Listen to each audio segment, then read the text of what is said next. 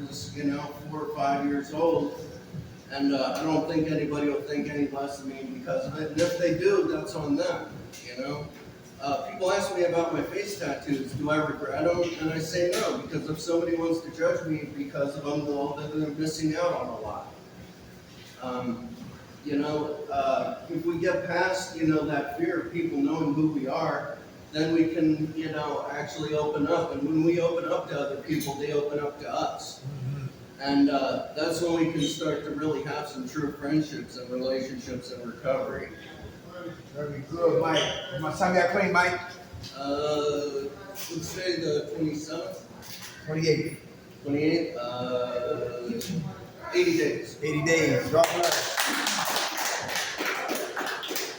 All right, thank God for last night's rest this morning rise. Thank God for his grace and his mercy. Grace is always giving me what I don't deserve.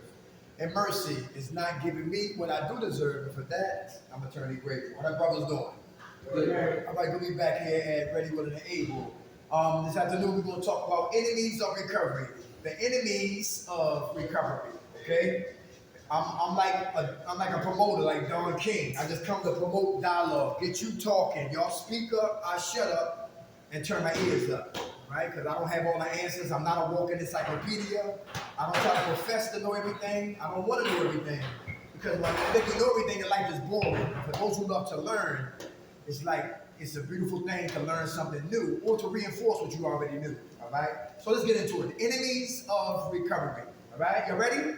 Yep. All right, let's have fun. All right, number one, lazy and procrastination. Lazy and procrastination. Anybody? How does that affect us as recovery, being lazy and procrastination? Come on, Mike. I'm not lazy. I do take out both coolers in the morning when they're not out, and I do take them both in when they're not in. And I do the little things that people don't do, but I do procrastinate. Okay. I do put off things that I don't want to do until it comes time that I have to do them, and then I cram or rush, and it usually turns out to be a crammed out disaster. Mm-hmm. You working on that? Yeah. I've actually gotten a sponsor, and I'm doing my step work, and I'm refusing to procrastinate. Very good. Good food, Mike. Anybody else? Lazy and procrastination. Come on. What's your name? My name's Rob. Hey, Rob. Listen, if I get lazy and procrastinate, then I start thinking in my head a lot, and then I don't want to do nothing afterwards. So the more I keep myself occupied and busy, I won't have to be distracted in my head. I won't be thinking a lot. So that's why I move around. That's what I do. I try to find something to do so that way, I keep myself motivated. Good food, brother. How much time you got clean? 10 months. 10 months.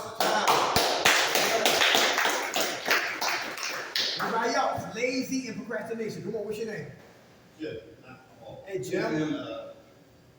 Laziness won't be nowhere.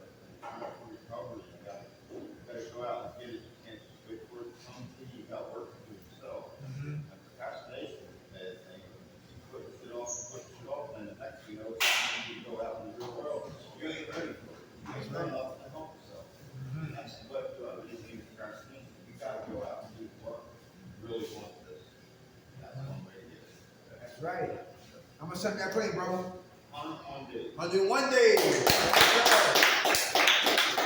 All right. Anybody else? Lazy and procrastination. The enemies of recovery. Come on, brother. How you doing? Hey, I'm Kevin. What's your name? Kevin. Hey, Kevin. What's up, Kevin? When I get lazy and start procrastinating, that's signs I need to get burned out or some mental health shit start to hit me. Okay. I start feeling like that. That's usually signs. I'm starting to get burnt out, or I'm starting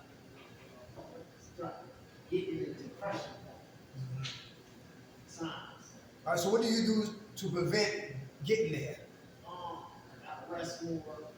Start taking more time out for myself. Start letting outside things get here. Okay, very good, Kev. How much time you got clean? 2.5 months. 2.5 months. Okay. Chris, your hands up. Lazy and procrastination. Lazy, be lazy sometimes, you know what I'm saying? But I gotta get up in the morning and do what I'm supposed to do. If I don't, I don't do shit.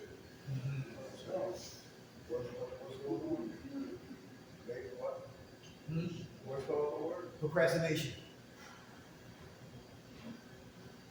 I just do me, bro.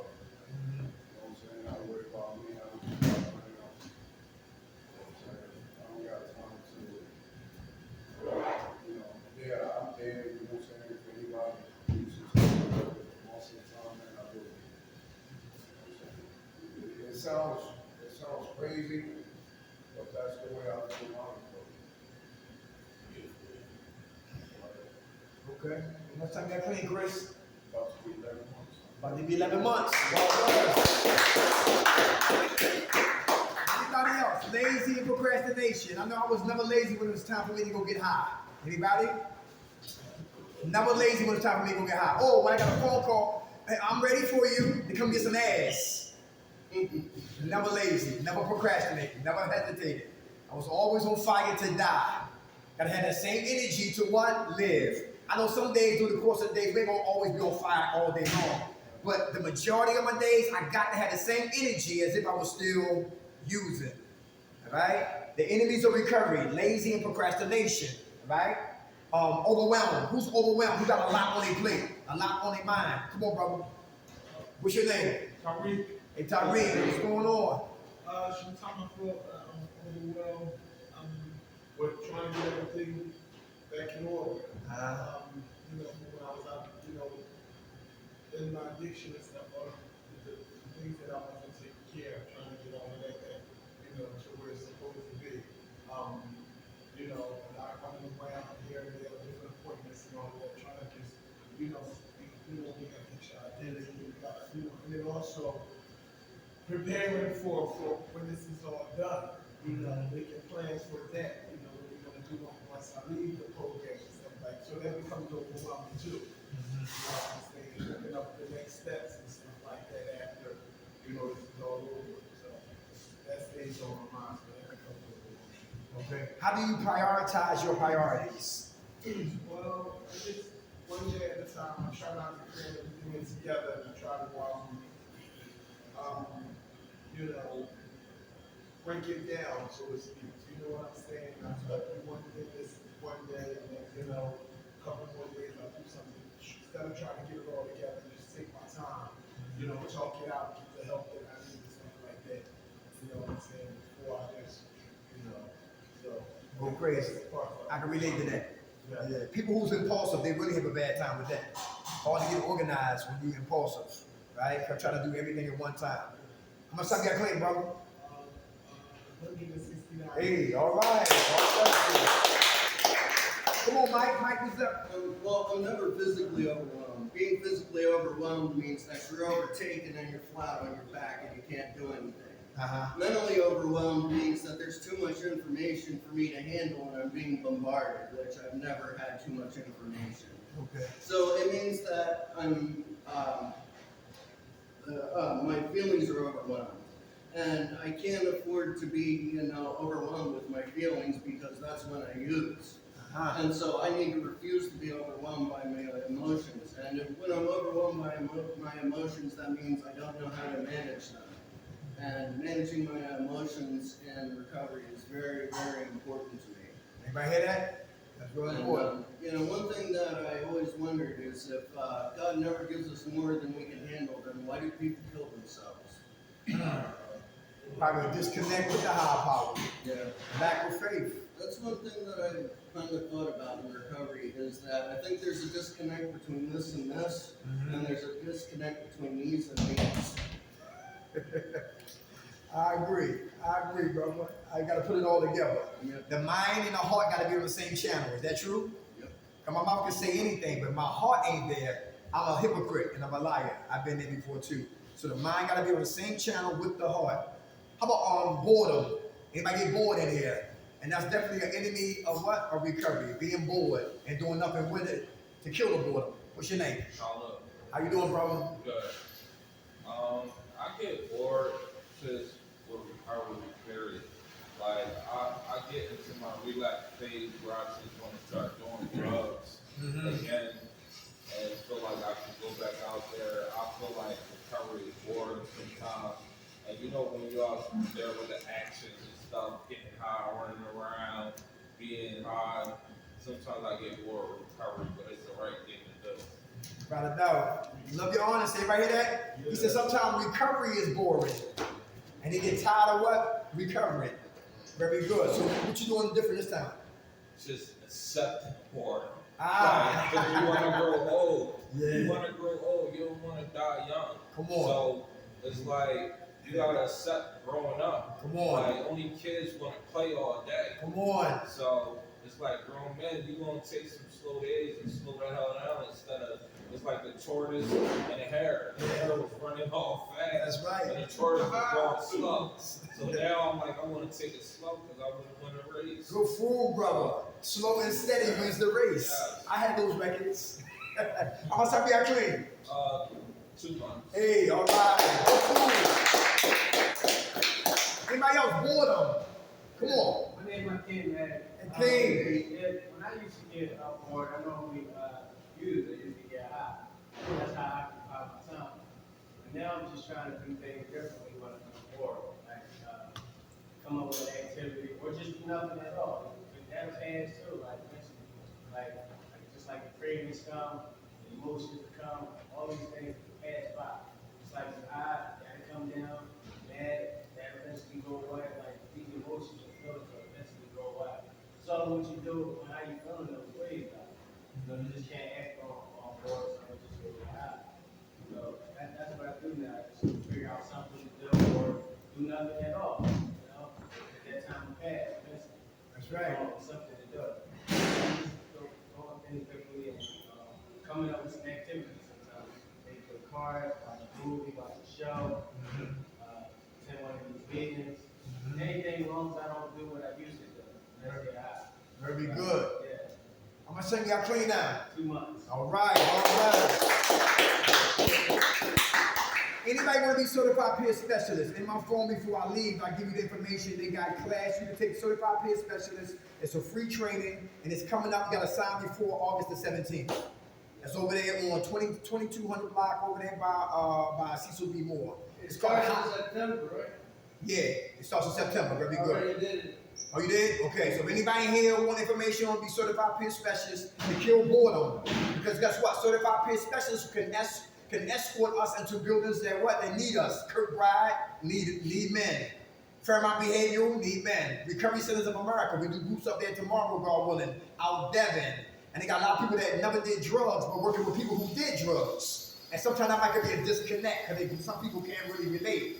But there's a lot of facilities out there in this field right here that needs men. Because a lot of women are already filling the place up, but a lot of guys, certified peer specialists, and it holds a lot of weight to get jobs, right? So if anybody interested in that, give me that information for that after we get out of the group, okay? Boredom. Anybody else want to talk about boredom? How's that an enemy of my recovery when I'm bored? How about idle time? Idle time. I'm bored with me and I'm idle with you. I'm in trouble. I'm bored with me and I'm idle with Chris. I'm idle with Mike. You know what I'm talking about? I'm in trouble. All right? I'm bored and I'm idle. So I got to find something like they probably talk about to replace the boredom. Or don't do nothing when you don't know what to do. How about envy and jealousy? Where the haters at in here? Envy and jealousy. That's definitely the enemies of what? Recovery. Anybody? Haters, no haters. Man, nobody got their hands up on this one. Envy and jealousy. Come on, we're listening. What's up? I'm not a hater, but how I don't hate is that I've learned to be happy for other people, and I live vicariously through people that have things that I don't. I watch a lot of YouTube. There's a guy who destroys brand new vehicles and makes millions doing it, and I'd love to do that, but I don't have millions of dollars to buy vehicles, so I live vicariously through them by watching. And watching him enjoy it. And I'm happy for that guy because he gets to do what I love. And instead of hating, I'm appreciating. Very good. That's the opposite of envy. Admiration. Anybody? See somebody that somebody who came after you but leaving before you. Somebody came after you but leaving before you. Somebody I had nowhere to go. Can produce a little bit of envy. I'm talking about like DJ back in the back. DJ, I remember DJ was here, now he's in the kitchen. I might envy DJ. I have admiration for him, but I have frustration for me. That's envy. Jealousy is trying to set him up so he can get him fired from the kitchen. That's jealousy. That's malicious. All right. That's dangerous. You know what I'm talking about? Yes. All right. And some people hide their envy and their jealousy, and then you see it in their actions and their behaviors, how they look, how they respond, how they be sarcastic. But it's envy and jealousy under the surface. Come on, Mike. Or you could let it be a motivation. If he's has a position in the kitchen that, might make me want to be a little more ambitious in my recovery and make me, want to work a little harder to, hey, I'm a hard worker. Maybe you want me in the kitchen. So, use it for motivation instead of, jealousy. Without a doubt. Like some dude, your homeboy, you like your wife, your friend, homeboy's girl, won't say it. But if you get locked up, you know what I'm saying, get shot up, then guess what? I'm gonna be first in line to jump on that, yeah. Like Sam Rothstein in Casino, how Joe Pesci slept with his wife. Oh, Yeah, wait for the opportunity. When he seen her, he wanted her. When he seen her, he wanted her. Envy and jealousy. The enemies of what? Recovery. Very important. Who are going to meetings to feel envious? And people got dinosaurs in the room. 10 years, 15 and 30, 12 years, 9 years, 8 years, 7 years, sponsorships, speaking at conventions, and here I am, got 30 days or less. Now, I have admiration for them, but frustration for me, because once again, I messed up in my life. Envy, all right, and jealousy. How about ignorance and arrogance? Ignorance means not to know. Who don't know what you suffer from. This is very important. Who do not know what you suffer from. I see the kitchen table. I see the machines to get something to drink. I see y'all, but where's the disease of addiction at? Where do it live at? In your mind. Very good. Very good. So I know that, but what's the profile of the disease of addiction? How does it move? How does it operate? Anybody know that? It's important. Because me and my man gonna fight, right? I gotta study him, he gotta study me. How old I am, how fast I am, how slow I am, who's training me, how many fights, how many knockouts, how many wins. Do he run? Do he train hard? What is he doing? His eating regimen. You know what I'm saying? He gotta know me, I gotta know him. Vice versa. Because we about to go to war soon. Same thing with the disease of addiction. How is it me that I'm fighting against something that I cannot see and I don't know where I suffer from? That's what everybody here should have an NA text or big book or AA book. If you're a Muslim, got to have a Quran. Other than that, the Word of God. You do Buddha, recovery Dharma. You Jewish, the Torah. Everybody needs spiritual ammunitions to fight the war that lives right between our two ears. This is the psych ward. This is the nut box. This is the zoo. This is the carnival. Stay out of here. Unless we never come up here, unsupervised. Because the mind stinks. And who's the last person to tell us to go get high? I was. So I got to stay out of what? The nut factory. Everybody hear that? Yes, all right. Ignorance. Who know the disease of addiction is what? Insidious. Who know what that word means? Insidious. Cunning. Cunning, very good. Who said that? Right, what's your name? Brian. Brian. How much time you got clean? I got like 4.5 months. Hey, all right. It manifested before we even know. We even know it's what? It's there. Insidious, cunning. It's baffling. What does that mean to be baffling? It's baffling. What does that mean? The disease of addiction is baffling, huh? Confusing. Confusing. Hard to figure out, right? Just when you think you get your hand on this, it showed me another angle. It's progressive. Not the insurance commercial, but it's progressive. It develops in what? Stages. It's chronic. It's long lasting. And it's fatal. And then what everybody in here did in a casket with the same eulogy that says if they would have just stopped using drugs, they would not be here in this casket before their time. Ignorance. The disease of addiction depends on me to stay ignorant on what I suffer from. Slash that. Who's arrogant in here? Who's arrogant? Thank you, brother. Who bite the hand that feeds them? Where the narcissists at? King babies. Who help how to help them? Nobody. Somebody lying. Arrogance, cockiness, closed-minded, know everything. Self-righteous, self-seeking, self-pity, con artists. Anybody here like that? They regurgitate the same thing every day from what? Friday to Friday. Who made campaign speeches talking about I'm leaving? Nobody. I'm leaving. This breath, yo, I'm tired of the smell in here. I'm leaving. Yo, listen, yo, $40, you crazy. I'm leaving. Yo, I'm a grown-ass man. Listen, I can do better on my own. I'm leaving. I'm tired of being with dudes. I'm ready to get back around with the family. Make campaign speeches every day, but never leave. We told them to leave and they left. Because I complain all the time. They say, yo, then shut up, leave, pack up. Nobody come for you. You came here for help. And I got arrogant. And I forgot where I came from. And when they put the threats on me, I shut up and humble myself just for a minute. It's just like I used to get my ass whipped when I was a little boy all the time. Dirk, I used to get my ass beat. I used to go to sleep, hope my father forgot. He don't even turn the lights on. He'd come in the room, kick in the door, grab my ass, and beat my ass. And soon I get an ass whipping, I'll be good for 2 days, and I'm back at what? Back at it. People, some brothers make campaign speeches talking about they leaving, but they never going nowhere. Because it's the brothers who always pronouncing it, but never going nowhere. Because they screaming out for what?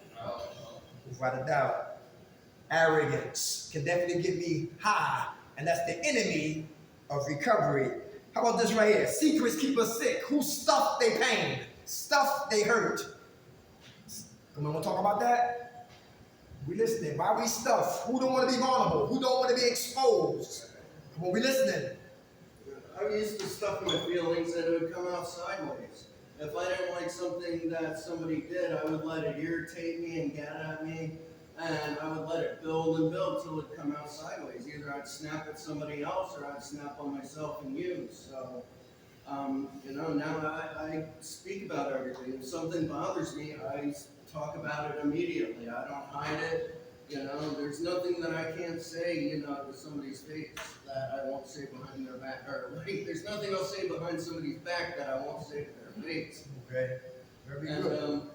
I also realize that if I can't say something, I'm doing something wrong. Ah. The worst that I do wrong is I sneak the chips and a granola bar and I eat them at night. It reminds me You ain't heard nothing. Full Metal Jacket. You see that? The Private, why is your locker open, Private? Well, we want to find out what's in there. And they open up the thing, had a donut in there. Oh my, I don't believe it. You eating a goddamn donut. And everybody, y'all going to suffer because of him. Now you eat the donut, they going to give me, and they do push-ups. Calories in the Yo, stuffing. I love The Sopranos. Tony Soprano. Soon the first episode when they come on, Tony Soprano's in what? Therapy. Talking about what? Why he black out. His mistresses. His children. His goombas. Half of them work for the feds. Right? His wife. He talked about what was going on, the pressure of just being a mom guy. Without saying it, he was just talking about he used to hide it, his details, what he really do. But he used to give up the tapes, he used to talk. He didn't stuff. When we stuff, we die. Everybody hear that? When we stuff, we die. We become volcanoes. We know about two types of snakes. Poisonous snakes and non-poisonous snakes. Poisonous snakes let us know they don't like us. That's the person you can respect, a brother like that. But it's the non-poisonous snake. That's the one that's sneaky. That's the one that wraps his whole life, his time around your time and your energy and your desires and your wants and your ambitions and your destiny and your purpose and try to suffocate the gift that God gave you. Non-poisonous snakes. And sometimes family are more dangerous than strangers. Yes, you better believe it, right? For real. I always tell you about junkie discount prices, how they keep their foot on our necks, and when we stand up, now we got to clean up. Because it's ironic that they love it. Some family members love when we on drugs. Because they're doing things behind the scenes that they know they shouldn't be doing. So when we raise up, stand up, and clean up, tell the enemy to shut up because I got backup, that's G-O-D. Now we coming for what? What's mine? And they be coming for what's mine. That's real right there. All right? Secrets and stuffing. Stuffing feelings can keep me sick and definitely can sabotage my recovery right here at Ready, Willing, and Able. How about chronic complainers? Chronic complainers. Anybody here like that? Who complain about everything. Nothing's safe with you. Anybody complain about, they complain about waking up. They complain about good morning. They complain about the sheets. They complain about the water. They mad at the soap. They mad at the wash club. They mad at the flip flops. They mad at their hair. They mad at the t-shirt. They just mad at their boxes. They mad at their glisten. They mad at they leaving. They mad they gotta get on that truck. They mad they gotta put on the uniform. They just mad at the paycheck that come on Friday. They mad. They mad at the food that they eat. They just mad. They angry, complain, and bitch all day long and miss they blessings. Anybody hear that? And that's a negative force. And that's a powerful force. And when I'm trying to stay positive, it can pull me in. And I can see me complaining. Yeah, I don't like this place either. Oftentimes, like, I've become a foreman rather quick at a lot of jobs, and everybody would be like, how'd you become foreman so quick? And I said, I don't look for problems, I look for solutions. Very good. If we don't have screws, we use nails. If we don't have 2x4s, we use 2x6s, cut them down. You know? There's two types of people in this world, people that find problems and people that find solutions. Without a doubt. Right now. Go fool Mike. Go fool Mike. Chronic complainers. Nobody complaining here? Sometimes we do have complaints, all right? Who don't like parking authority? I got a ticket, paying for a ticket. Parking authority. Don't like that. I found out that parking authority is not a part of Philadelphia. They are a private entity. They're making money. Come on. Who been out 8th down 8th Spring Garden? They got judges down there. It's like a casino down there. Yo, listen. Hey, so those who be on Greyhound, I heard now that they shut down Greyhound Station. Now you gotta stand over there on what? By 6th and Market. And wait for the bus. And what happens if the bus is late? We got senior citizens, no chairs, no benches. There's some things to complain about, to bitch about. It is, right? Right. How about potholes? Who drive? And potholes will rip up your goddamn car. Yeah, but they don't want to fix them. Some things we can complain about, some things we can talk about. Who got raccoons? You might see raccoons at night, in the morning? And your homies. Hey, yesterday when I was in North Philadelphia driving, right? I was in North Philadelphia and the cops were zooming past. I'm like, oh snap, on 29th Street. And I just missed it. A 14-year-old, 19-year-old, I think 14-year-old was in the house with their cousin. And the 14-year-old picked up a gun, and that's right, he shot his cousin right in the head, 2 years old. I was right there when he was about to put the tape out, and you know, I didn't know what was going on. I just saw the cops run up in the house. But you know, so they said somebody gonna get charged for that right there. Yeah, guns in the house and they open. The grandmother. Your grandma? Yeah. Damn, grandma's a gangster, huh? She didn't have to lock him with gun. Wow. And the guy, She gotta live with that too. yes, without a doubt. The 2-year-old is dead. 2-year-old is dead. All right. How much right here, y'all? Power and control. Let's go with relationships. Let's go with relationships. Anybody? Listen. Anybody be tricking? Nobody be tricking? Nobody be tricking? Somebody lying again. Damn.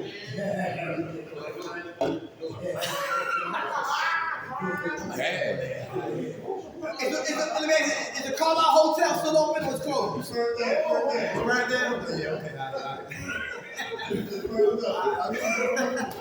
I spent a lot of time up there. Power and control. Look, power and control is about what? There's a book I read. I read most of it. It was called Inside of the Minds of Angry Controlling Men, written by Lundy Bancroft, talking about abusive men. How many men is abusive? Yeah, abusive, all right? Tell me what's the significant other, all right? All right, number one is what? The terrorist. If I can't have you, nobody else will. Who think like that? Who used to be like that? Terrorists. What made you change? I was very young then, so I didn't know better. I seen that from my mother and my father. So I just thought that's how people, as I got older, I got to learn and understand more that that's not what it was. Not put my hands on a female, you know what I mean? But growing up in that type of environment, they just thought that was a norm. You know, yeah. I think age changed that. Okay. And just getting knowledge of what's real about it. You know, that's not a good thing. Without a doubt. What's your name again? Obi. Obi, right. How suck that clay, soldier? A little over 6 months. Hey, all right. Hey, how about the dude in here who got a woman who provoked you to hit him? What do? You got a woman who provoked you to choke him, Hit them, grab them. What do you do? Leave. What do you do? Leave, without a doubt. Yeah, without a doubt. Because sometimes some women are used to that. All right, they're used to that. And if you don't hit me, you don't love me. Yeah, it's true. Hey, you know what I'm talking about? Some women think like that. That's real right there, right? So if that's not me today, I gotta stay away from a woman like that. Who had women who like they want to mess with you, but they get in another man's face to bring you into the situation now. You know, my ex-wife was that way. I said, the dude smack you in a circle like Beetlejuice, I'm not coming to your defense. Because you in his face. He not even messing with you. You know what I'm talking about? She just loves drama. You know women like that? And guess what? A woman's foolishness connected to a man's ego will get somebody what? Killed. That's real. You hear that? My ex-wife what? Son, girlfriend, mom, was talking recklessly to drug dealers. They beat her like a man. That was at 16th and Erie. And then she called the daughter, and the daughter called the son. The son told me. Then we got in the car like Batman and Robin, right? The Addams family, right? And we hauled that down Broad Street, down from 60-something Carlisle Street, down to 16th and what? Erie. And they beat his ass crazy.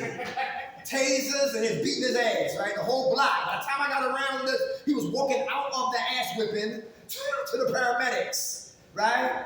And guess what? And the mother and the daughter was what? Still running their goddamn mouth. Everybody hear that? Still running their mouth. A woman's foolishness connected to a man's ego will get somebody killed or hurt. Watch who you connect with. How many forget the woman? Who here need a detox? Anybody here need to detox ourselves? Nobody. The terrorists. If I can't have you, nobody else will. Definitely got to detox that mindset for real. All right? How about drill sergeants? Protocols. It don't take you that long to get no goddamn eggs, bitch. Or no goddamn hair weed. Where were you? Anybody hear like that? One girl said, I can't stand my man. He stick his head inside the car and looking for the bottles. He grabbed the bags that come from Family Dollar, that come from Macy's, that come from Walmart, and look for receipts in the bag. Because each receipt has times and dates. Anybody like that? Any stalkers in here? In bushes, in car seats? That was me. Yes. In the laundromat, in the dryer? Yeah.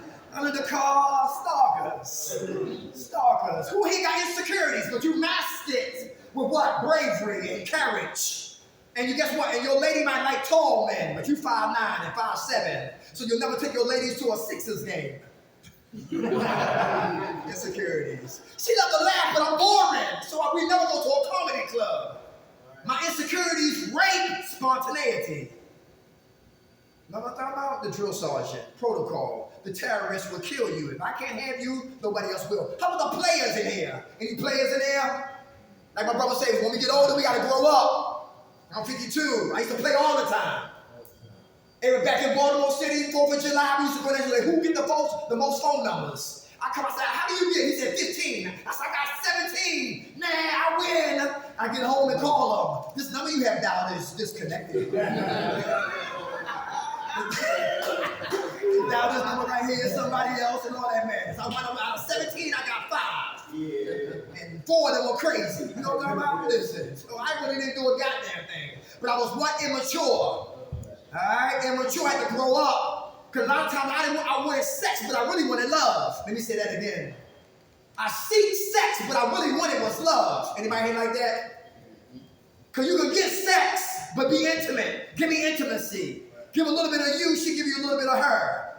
And that's beautiful, because you get to know who you're living with versus just jumping on somebody, because after the butt, now what? Yes. Do you want a woman to feed you or love you? Whoa. Nah, I'd rather her love me. Because a woman who feeds us will what? Kill us. Is that true? No. A woman who feeds us will kill us. That's real. If she don't do it, she gets somebody to do it. Is that true? Who saw the burning bed? The burning bed. She had a barbecue. Guess who the meat was? His ass.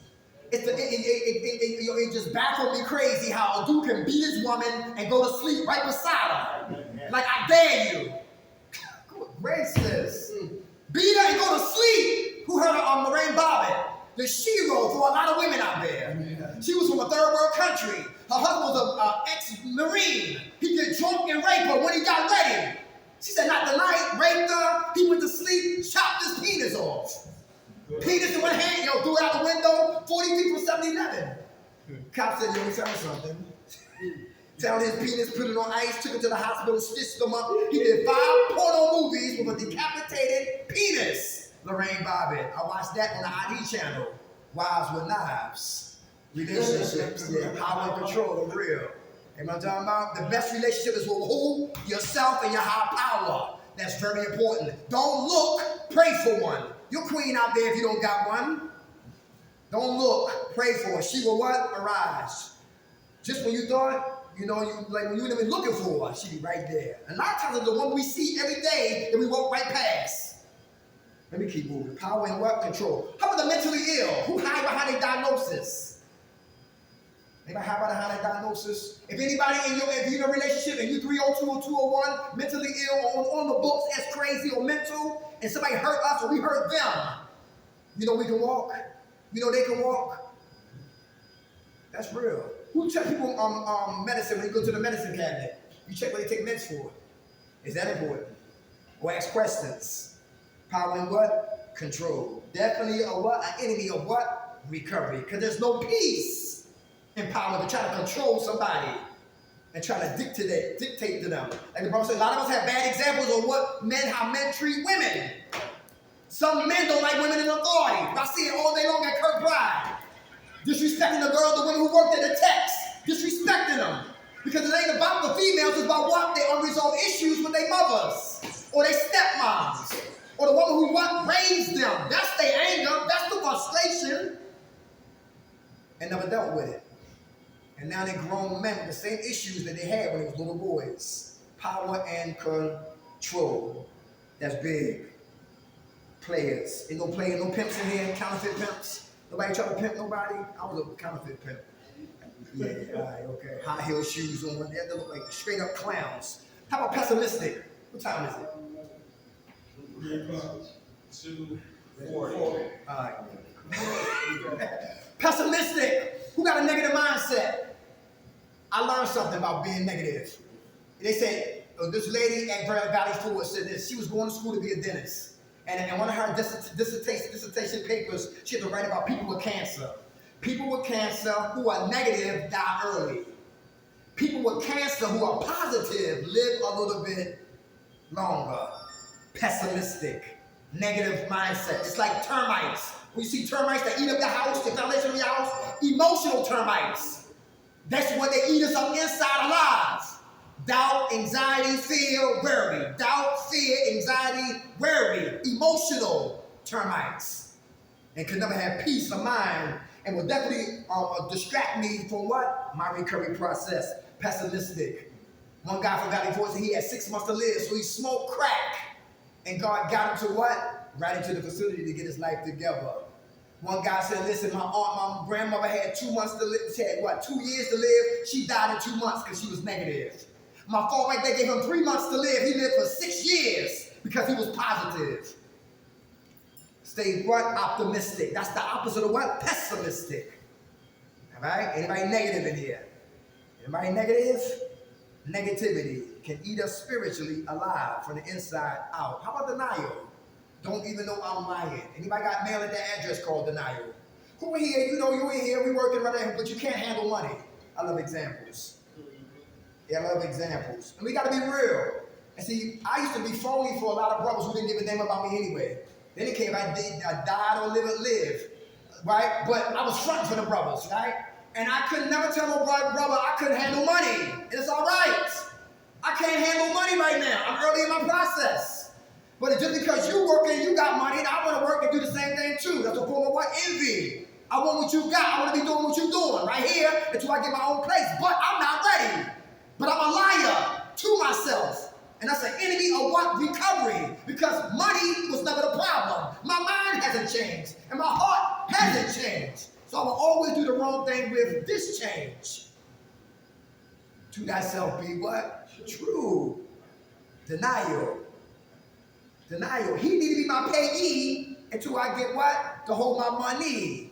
So I don't DIE with my money. You could be a gangster or OG or lumberjack. Have your money and die with it. I've seen a lot of stories like that. Heard a lot of stories about that. How about minimizing? Who minimize? Anybody minimize importance but maximize foolishness? Anybody? Yeah, who OD'd it here? And minimize that. I ain't died. Minimize that. Yeah. Landlord, man, listen, I'm telling you, don't call my damn phone no more. I know I owe you money since March. It's July, almost August, and I'm minimizing why I'm late on what? Rent. Back home in the projects. You know, a lot of people got kicked out for $25. They couldn't pay $25 rent and got kicked out. Minimizing importance. Well, come on, fix your wig, baby. I just smacked you. Shouldn't be running your goddamn mouth. Minimize it. You been on time I've been in before? Minimize it. Something important when we make light of the situation. How about scapegoating? You might scapegoat. If you had a father like me, you stay high. If you had a family that raised me, listen, you always be in the matrix. If you had a mother like I had, you always get drunk to escape life. Scapegoating. How about defiance? Anybody smoking cigarettes in their room? Anybody? Nobody? Yeah, okay. All right. People defiance. Yeah, bucket. Hey, let me ask you this. From breaking rules and we thinking we're getting away with it, can it set us up for something greater later? Breaking rules, getting away with it, can it set us up for something later, greater? Why you say so? Because you get away with it and you think you can do other things. Ah, that's right, subtlety. Very good, brother, very good. Very good. Another form of denial. What's another one? Rationalize. Who trying to make sense out of nonsense? Anybody rationalize, trying to make sense out of nonsense? Nobody? Rationalize. I used to do a lot of that right there. How much right here? Grandiosity. That's big. Listen, I've been here for damn near 2 months. Listen, no more groups. Please, why I gotta keep dragging me in these goddamn meetings? I know Dirk. I heard Dirk already. I know what he's gonna say. I know what's gonna be said. Listen, I don't need to be here. I don't need to go to no goddamn meetings. I don't need the NHX. I don't need a Bible. I don't need a therapist. I don't need IOP. I don't need OP. Mind your goddamn business. I got this. I know how to recover. I know how to stay clean. I know how to stop drinking. I know how to stop shooting dope. I don't need no perks. I don't need no Xannies. That's what my lips say. Grandiosity. I got this. Mind your goddamn business.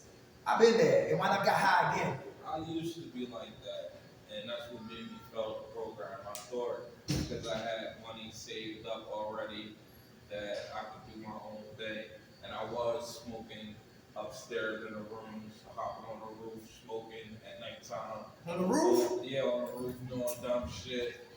And then I would still get caught getting high and drinking and stuff, and get kicked out.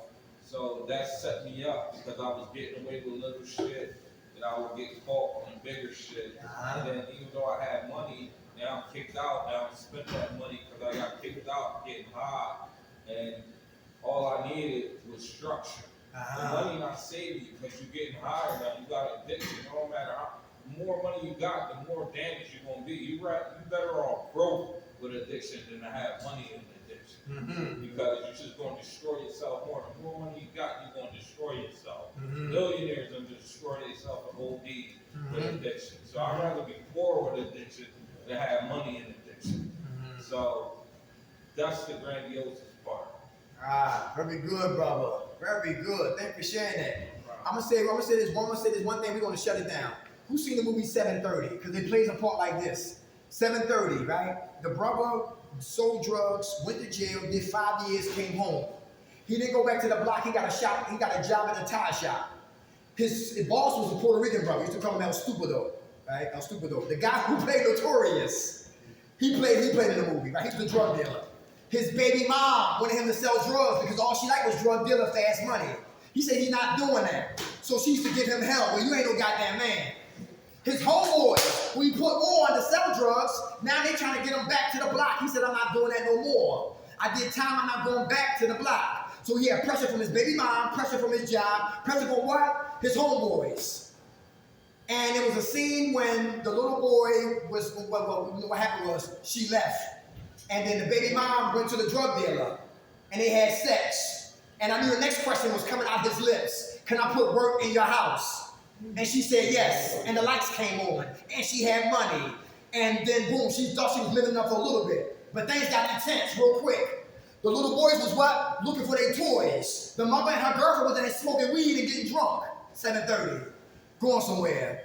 Enemies of what? Recovery. Starting good but never finished. So the little boys came in there and said, Mom, where the games at? She said, get out here, you see me in here? So they leave out like little kids and they looking around the house and they open up the closet and they pull out a book bag. And they swear it's what? Johnson & Johnson powder, but it's 2 keys in the book bag. And they grab the keys and start throwing what? Coke at each other. And they start to get numb. And then she come up out of the room, flip out, get crazy. Say, what the hell do you do? Call a drug dealer. He comes, hit her son, knock him out, grab her by her hair weave, clean up the whole goddamn floor with her wig. And now they at the what? New York City's hospital. And the farmer who was living legitimate was there and said, we want to take your son. He said, why? Because your son has coke in his system. He was about to snap her neck like a breadstick. Right in the goddamn what lobby, but he didn't. And he went right back to the block, got 2 9mm and started killing innocent people. Just started killing people. And the guys, bigger than them, they killed his mom. 8 people died that night, all because his baby mom did not want to what? Work. 7:30. Good movie for brothers who live that life, street life, don't want to go back to that life, but there's something that's trying to gravitational pull us back to death. 7:30, good jewel right there, or holding on. And he wound up dying. He wound up dying in the movie. We gotta hold on, man, because I'm telling you, negativity is easy to fall victim back to what we always did. Everybody good? Yes, Stay strong, man. Listen, next week, new topics and passion. Those with information for the certified peer specialist, I got you. Who woke us up, y'all? Ready, so ready to accept the things we cannot change. The courage to change things we can, and the wisdom to know the difference. God's will, not ours, be done. Amen. All right, y'all. God bless. You You and your son? How long is that class?